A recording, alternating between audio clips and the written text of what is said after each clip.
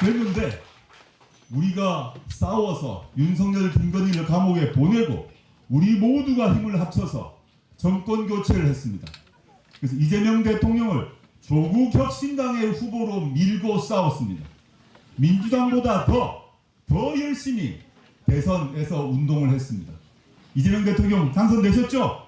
네! 정권 교체되어서 뿌듯하시죠? 네! 이재명 대통령 잘하고 계시죠? 네! 저도 자랑스럽습니다. 정말 잘하고 계신다고 생각합니다. 박수 한번 칩시다.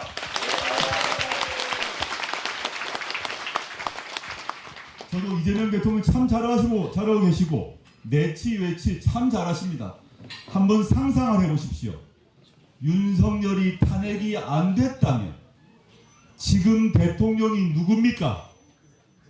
윤석열입니다. 윤석열. 제가 아니고. 윤석열이 탄핵이 질문을 다시 드릴게요.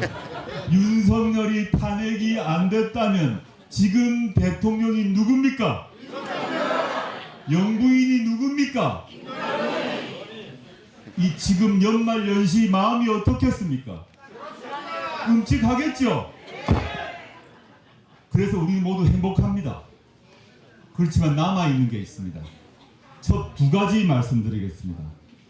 윤석열과 김건희는 감옥에 갔습니다. 그런데 지금 여기 고창, 전북의 민생이 어떤지 살펴봐야 됩니다. 지금 전북 1인당 제가 통계를 가져왔습니다. 1인당 지역 총생산이 전북 경우 17개 광역시도 중에 17위입니다. 거의 모든 경제지표에서 최하위입니다.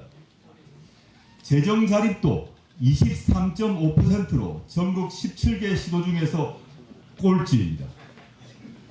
윤석열, 김건희 감옥에 갔고 이재명 대통령 되었고 그런데 전북은 각종 지표에서 꼴찌입니다. 이거 해결해야 되지 않습니까?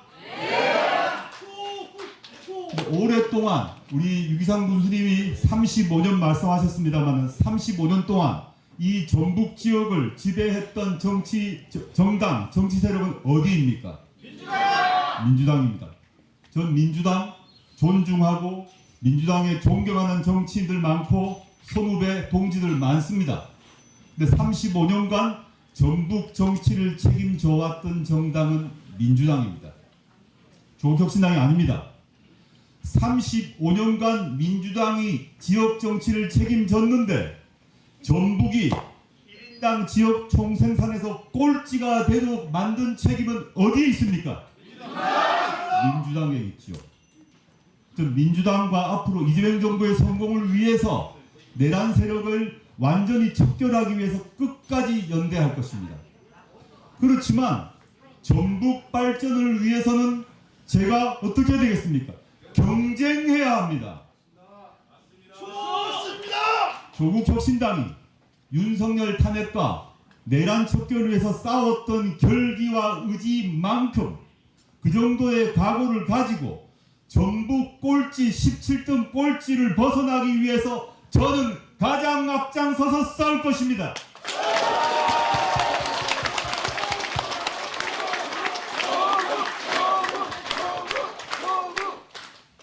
저와 조국혁신당이 전북을 꼴찌 17등에서 벗어나기 위해서 싸우면 그게 전북 도민에게 나쁜 일입니까? 아니죠. 저와 조국혁신당이 전북의 자립도를 꼴찌에서 벗어나기 위해 싸우면 그게 국민의힘에게, 윤석열에게, 김건희에게 좋은 일입니까?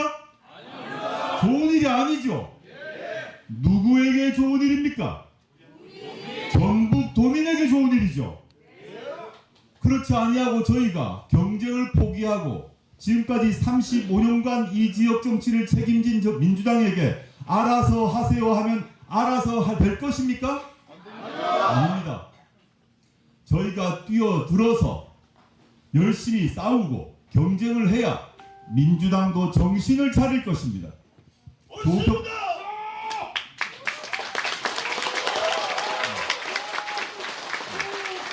조국혁신당은 그리고 오늘 유기상 지역위원장님은 저희가 힘을 합쳐서 여기 고창과 전북 발전을 위해서 노력을 할 것입니다.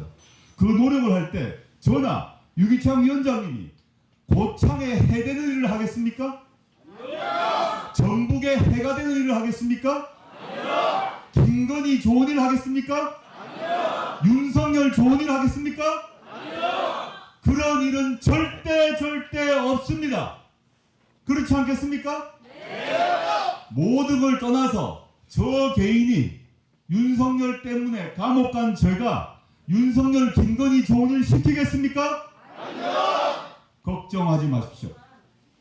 그건 걱정하지 마시고 저는 여기 민주당 정치인들과 협력할 것입니다. 그렇지만 고창과 전북 발전을 위해서는 경쟁할 것입니다. 그 경쟁이 있어야 발전이 있습니다. 경쟁이 있어야 혁신이 있습니다. 다른 예를 한번 들어드리겠습니다. 조국혁신당 작은 정당입니다. 그런데 전남 담양에서 조국혁신당 소속으로 최초의 군수가 탄생했습니다. 정철원 군수입니다. 작년 6월에 올해 6월에 전남 담양에 조국혁신당 당원이 60명밖에 되지 않았습니다. 민주당 당원 몇천 명 됐습니다. 근데 담양 국민들이 당원 60명밖에 되지 않은 정철원 군수를 택해서 당선이 됐습니다. 그럼 정철원 군수가 조국혁신당 소속으로 이 전국의 유일한 단체장입니다. 어떤 일이 벌어졌느냐?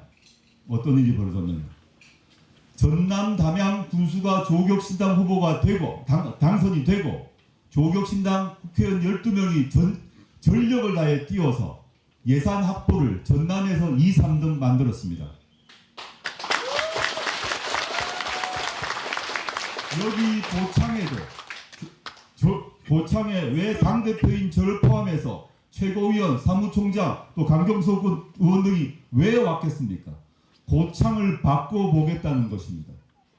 전남 담양이 조국혁신당 소속임에도 불구하고 담양 발전을 위해서 예산을 가장 많이 확보했던 것처럼 여기도 바꿀 것입니다. 두 번째, 담양 군수가 조국혁신당 소속으로 당선되었습니다. 지금 이재명 정부 들어서고 난 뒤에 대통령 직속 농어촌 특별위원회 조사 결과가 나왔습니다. 농어촌에서 삶의 질 1위가 어디로 나왔나? 담양이 나왔습니다. 이재명 정부에서 조사한 결과입니다. 전남 담양이 삶의 지수 1위가 되었습니다. 조국혁신당 후보가 군수로 있는 곳입니다. 그럼 제가 왜 고창에 왔겠습니까? 고창의 삶의 지수가 전체 전북에서 1위가 되어야 되지 않습니까?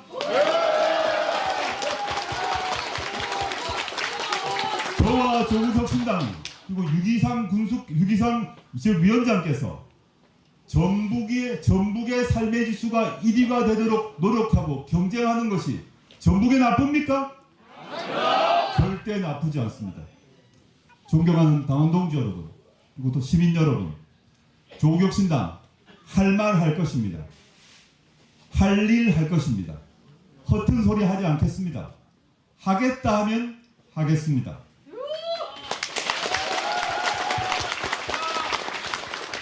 윤석열 탄핵 하겠다 하고 했습니다. 검찰개혁 하겠다 하고 했습니다. 이제 새로운 도전이 있습니다. 윤석열 김건희 감옥에 갔지만 남아있는 게 있습니다. 내년 6월 지방선거가 있습니다. 지방정치 바꿔야 됩니다. 지방 주민의 삶, 민생 바꿔야 됩니다. 저희가 해보겠습니다. 담양에서 했던 것처럼 고창에서 하고 전북에서 하겠습니다. 그렇지만 저희 아직 작은 정당입니다. 힘이 부족합니다. 여기 계신 분들이 도와주셔야 할 수 있습니다. 도와주십시오. 감사합니다. 조국 대표님의 말씀은 이거입니다. 내란 정당 국힘 제로 일당 독 독주, 부패 제로, 조국 혁신당이 하겠다 이렇게 말씀하신 겁니다. 여러분 뜨거운 박수 부탁드리겠습니다.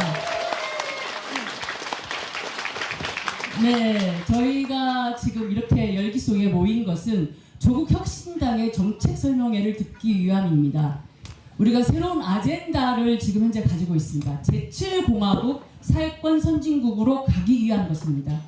저희 전북도당에서는 그렇게 하기 위해서 민생공감 사업단을 운영하고 있습니다. 그리고 민생공감 꾹 카페를 운영합니다. 꾹 카페는 지난 연도에 꾹 다방의 업그레이드 버전입니다. 참고로. 네, 그래서 물리적 공간도 카페를 선택을 했습니다. 여러분, 저희가 이제 몇 군데의 도시를 돌아다녀 보니 우리가 모든 것들이 인지 감수성이 다 다릅니다. 그래서 사회권 선진국이 고창에서는 어떤 인지 감수성을 가지고 있는지에 대해서 오늘 알아볼 수 있는 기회를 우리 조국 대표님 일행에게 드릴 예정입니다. 네, 그래서 우리가 지금 8가지 사회권 선진국의 그 카테고리가 있지 않습니까? 거기 주제에 맞는 질문을 하시면 그 주제에 맞게 답변하실 분들이 4분의 국회의원들이 자유롭게 손을 들어서 답변하시면 되겠습니다. 조국 대표님도 답변하시지만은 참석하신 국회의원분들께서도 답변하시면 감사하겠습니다. 네, 알겠습니다. 완전히 새로운 대한민국을 만들기 위한 조국혁신당의 사회권 선진국 중에 환경권과 관련되어 있는 질문을 하실 분 손들어 주시기 바랍니다. 네, 마이크. 네, 저기 목도리 하신 분.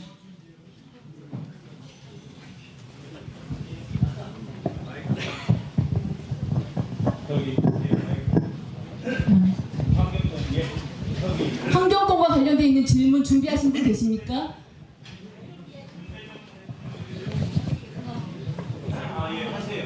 네네, 질문해 주시기 바랍니다.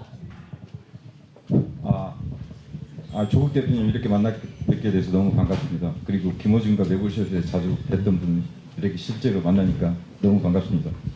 저는 내 질문에 앞서 저는 우리 전라도의 미래, 고창의 미래는 조국 신당이라고 생각합니다.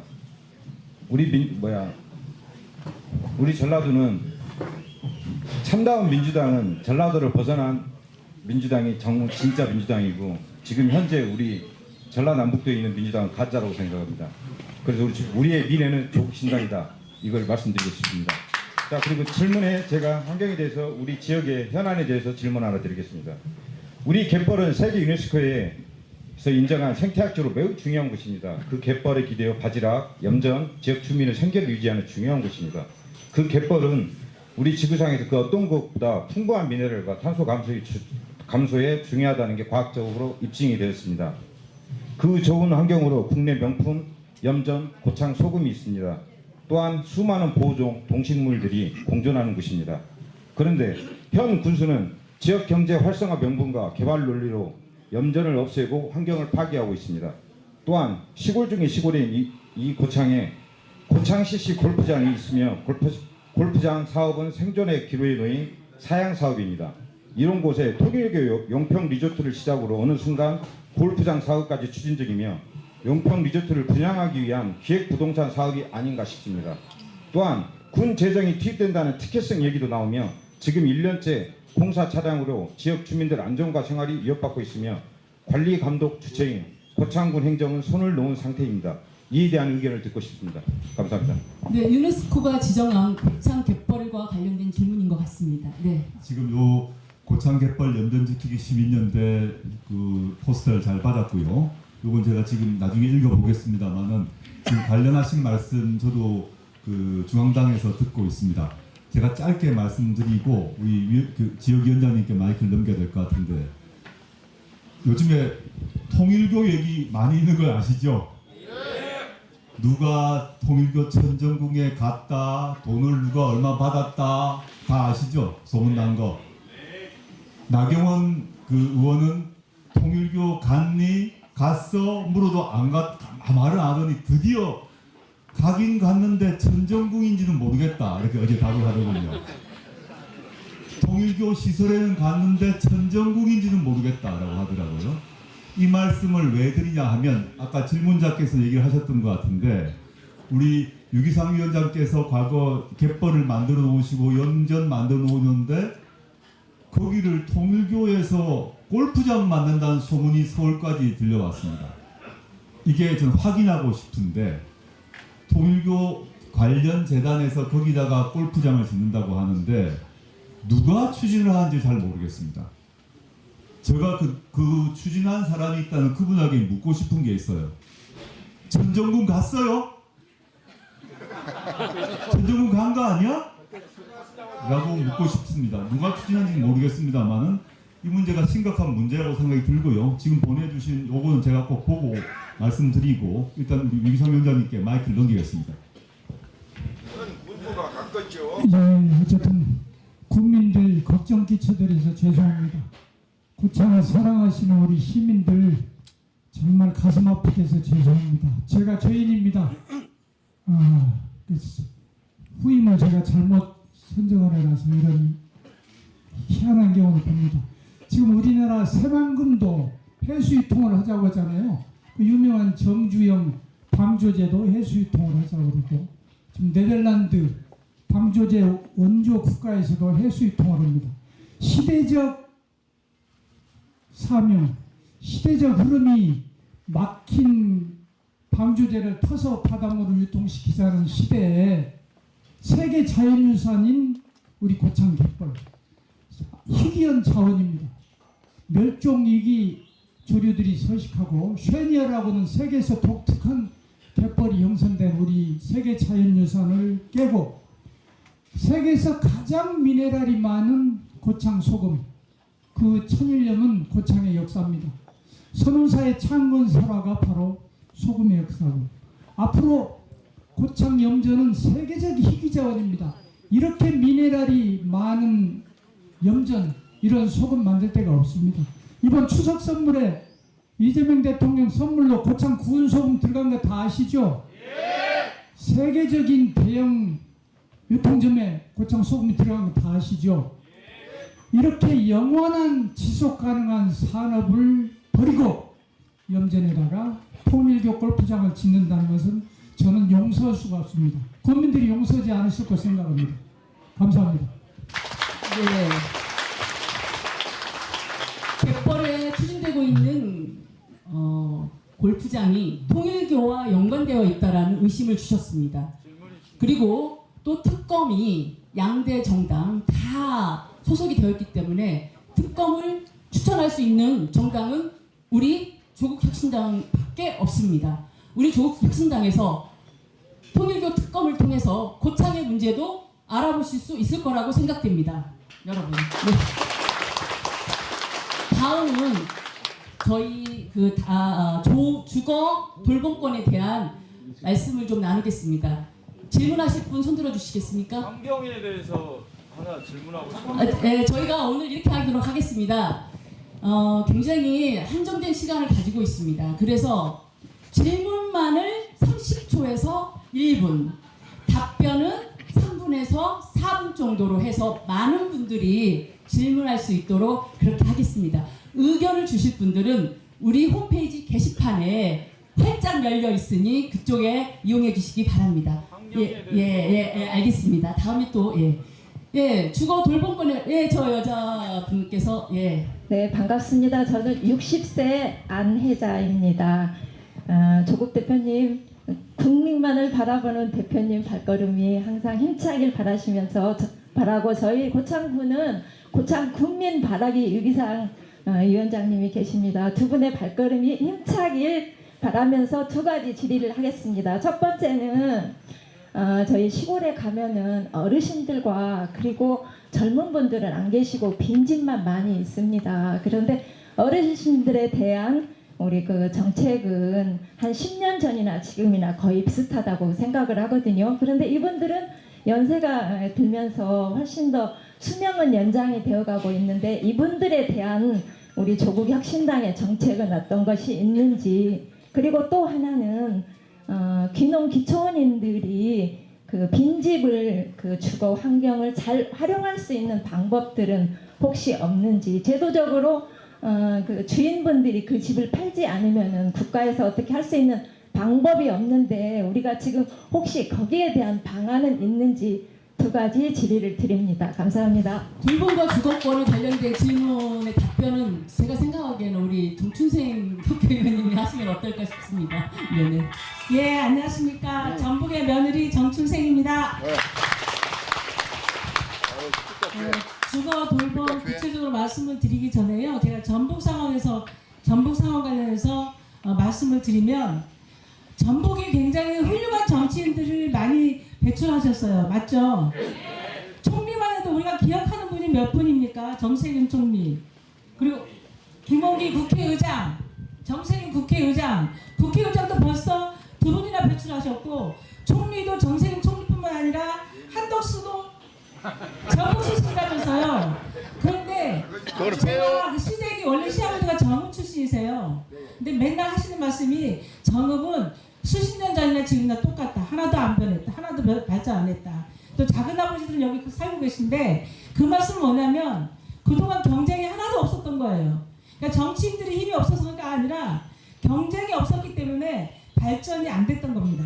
일례로 말씀을 드리면 정말 이 부분은 저는 질문하고 싶어요. 전북이 최근에 특별자치도로 바뀌었죠. 그거는 지방 소멸에 대응하기 위해서 적절한 지원, 재정 지원을 하기 위해서 만들어서 한 건데, 그러려면 별도의 재정이 있어야 되잖아요. 제주도처럼, 세종처럼 길쭉하게 별도의 계정이 있습니다. 근데 전북은 없어요. 정말 이해가 안 가더라고요. 그래서 민주당 출신이 아닌 조국혁신당 출신인 저 정춘생이 별도의 계정을 만들어야 한다 해서 지역균형발전특별법 개정안을 발의했습니다. 특별자치도는 말로 하는 게 아니에요. 돈이 있어야 되는 겁니다. 그런데 전북이 보니까 14개의 시군 중에서 11개가 지방 소멸지역이에요. 인구 소멸지역이에요. 특별한 지원이 안 되면 이게 지속 가능하지가 않습니다. 정말 이곳에서 활동하는 정치인들은 국회의원뿐만 아니라 군수, 도의원, 군의원들이 내 지역을 살리기 위해서 정말 뛰어야 되거든요. 그런 의미에서 저는 우리 6.23 전 군수님께서 우리 지역위원장이신데 정말 우리 고창군을 바꿀 수 있다. 저는 그런 확신이 있습니다. 네. 왜냐하면 제가 국정감사 할 때도 제가 행안이거든요. 하나하나 지역 현안을 갖고 와서 설명해 주시고 이런 부분 문제 있다 얘기하시고 이렇게 적극적으로 하시는 분 저는 처음 봅니다. 정말 기상이 대단하십니다. 그래서 도와줄 수밖에 없어요. 이렇게 팀을. 현 군수 어떻습니까? 의미 없는 플로랜드 중앙에서 돈 받아가지고 의미 없는 정원 사업에서 2년짜리 사업하고 거기에다가 예산 낭비하고 그렇게 하면 안 되는 거 아시죠? 이 부분을 확실하게 우리 조국혁신당에 기회를 주면 확실하게 바꿀 수 있다. 이렇게 약속을 드릴 수 있습니다. 그리고 아까 돌봄 얘기를 하셨는데요. 돌봄은 저의 관심사항이고 저의 숙제이기도 합니다. 왜냐하면 제가 국회의원 선거 나갈 때 전국민 돌봄 보장을 위한 정책들 입법을 하겠다 해서 약속을 했기 때문에 그래서 저는 민주당도 내기 전에 돌봄 기본법 제정안을 발의했습니다. 지금까지는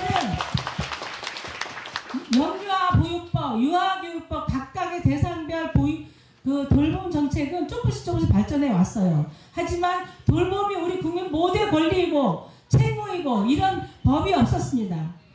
기본법을 만들었습니다. 기본법을 만들고 어르신 돌봄뿐만 아니라 보니까 며느리들도 아이도 돌봐야 되고 부모님도 돌봐야 되고 환자 있으면 환자도 돌봐야 되고 할 일들이 너무 많아요. 이런 2중 3중 돌봄에 헤매고 있는 부분들을 국가가 지원을 못 해왔어요. 왜냐? 대상만 생각했어요. 돌봄을 제공하는 사람들을 생각 못했어요. 그 제공하는 부분을 어떻게 지원할까 해야 돌봄을 받는 당사자들도 행복해집니다. 그렇게 접근하겠다는 말씀을 드리고요. 특히 농어촌 지역에 말씀을 드리다 보면 길어지는데 제가 할 말이 네, 많아서 시간 지켜주시기 바랍니다. 죄송합니다. 농어촌에 특히 중요한 게 지금 특히 전북이 제일 심각한데요. 식품 사막화라고 들어보셨죠? 식품 사막화. 우리 동네에 식료품 살 가게가 없어요.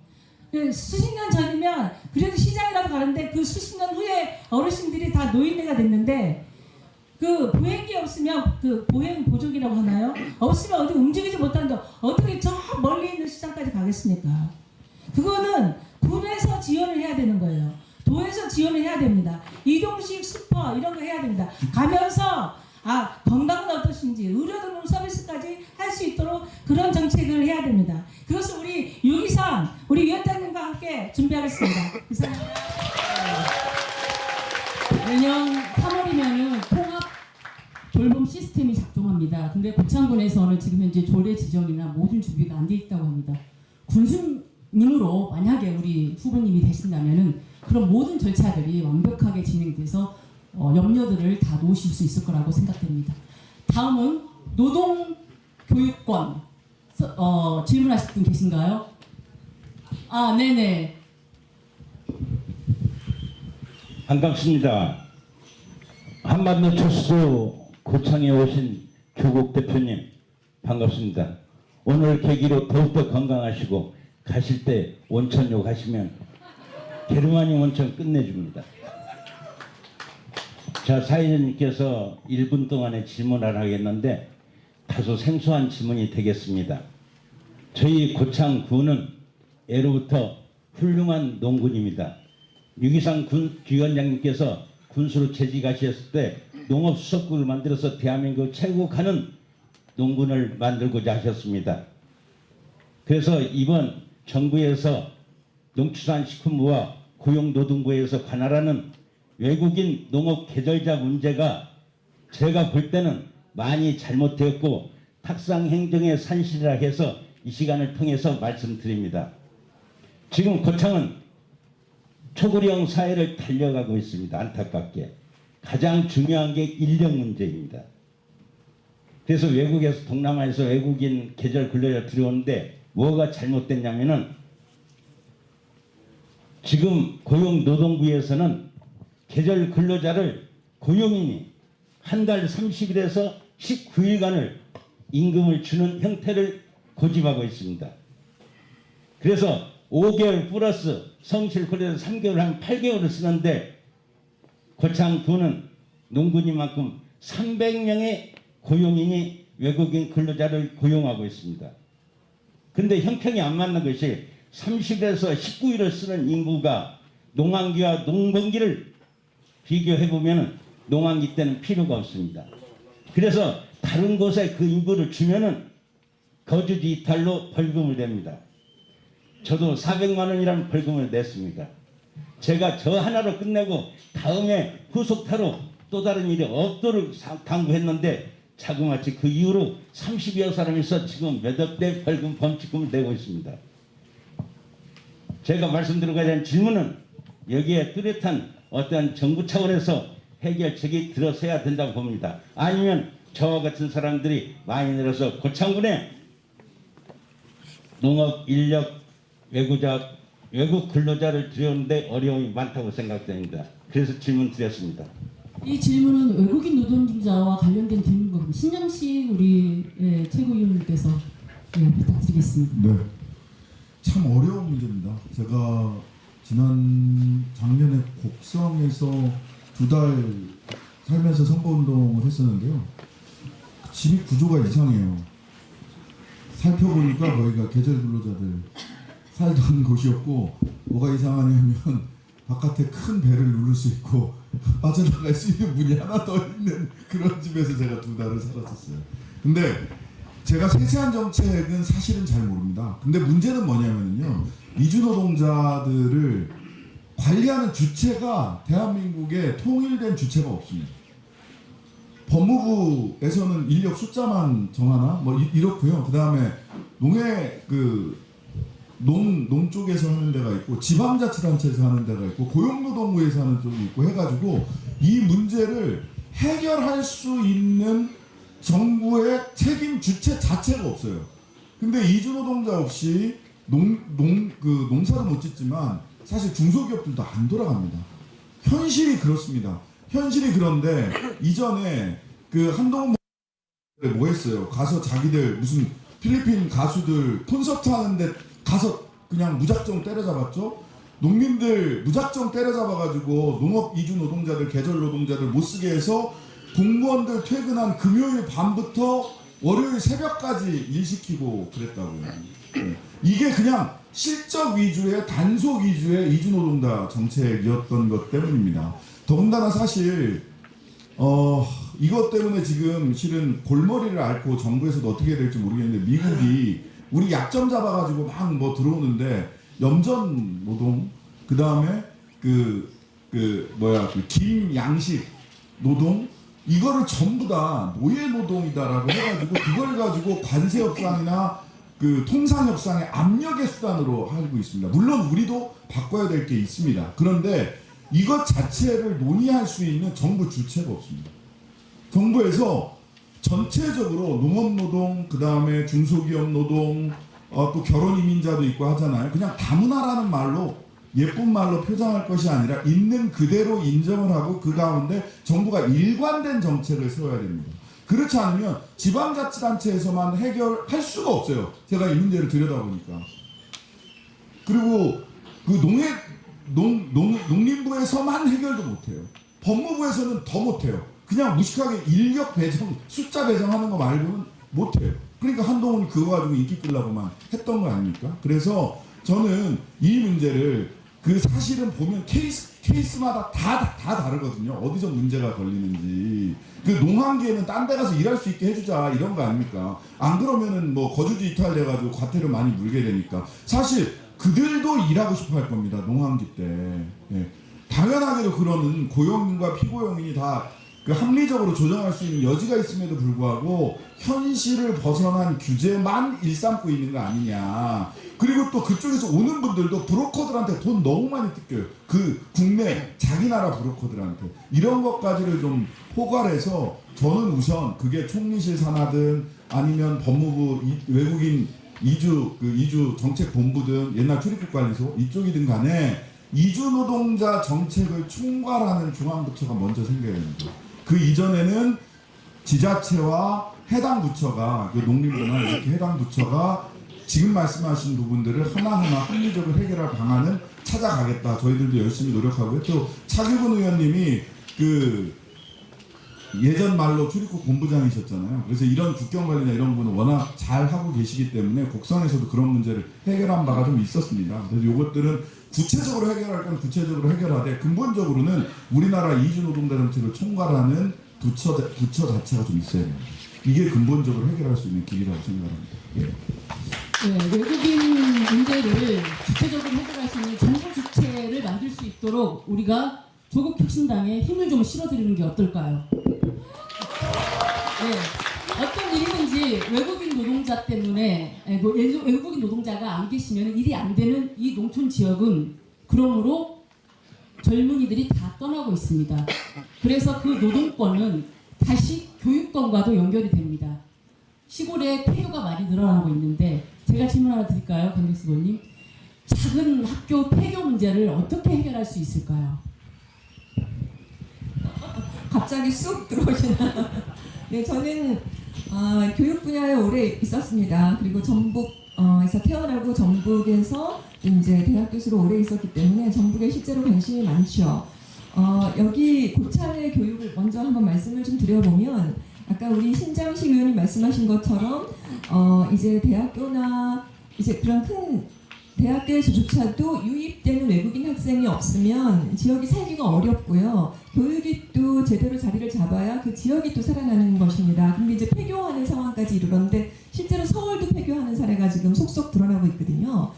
그런데 이제 여기 고창의 교육만 보면 생태 교육 좋죠. 생태 습지 교육. 그리고 귀농 교육 할 수 있겠습니다. 서울에서도 이렇게 지유일이라 그래가지고 이렇게 주말에 농촌을 체험하고 공동체성을 좀 발휘할 수 있도록 하는 그런 교육을 살리는 그 연계 교육을 지금 좀 진행 중에 있습니다. 그런 것 같이 이렇게 유입해 오면 폐교를 좀 살려낼 수 있을 것 같고요. 그리고 또 여기 문화 괜찮죠? 고창. 제가 여기 고창에 굉장히 좋아해서 대학에 있으면서 여기 풍천장어도 그렇고 굉장히 이렇게 문화나 역사 내세울 것들이 굉장히 많습니다. 이제 그런 교육들 그리고 평생 교육도 좋겠습니다.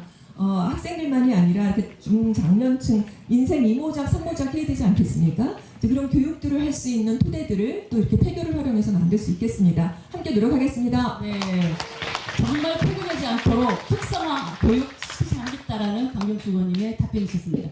정말로 이제 저희가 시간이 이제 없지만은 정말 서울에서 한두 분 정도 질문을 더 받으려고 합니다. 우리 고창의 이슈와 관련돼 있는 질문 하실 분. 네네, 저기 계십니다. 네. 네, 먼저 저기 앞에 재래한복인가 입으신 분. 아니, 전통한복? 아니, 재래한복. 네. 안녕하십니까.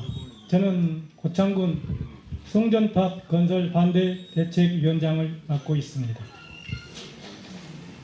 윤석열 정권에서 이게 졸속으로 추진되었던 용인 반도체 국가 산단 정책을 이재명 정부에서 예비 타당성 조사, 그다음에 환경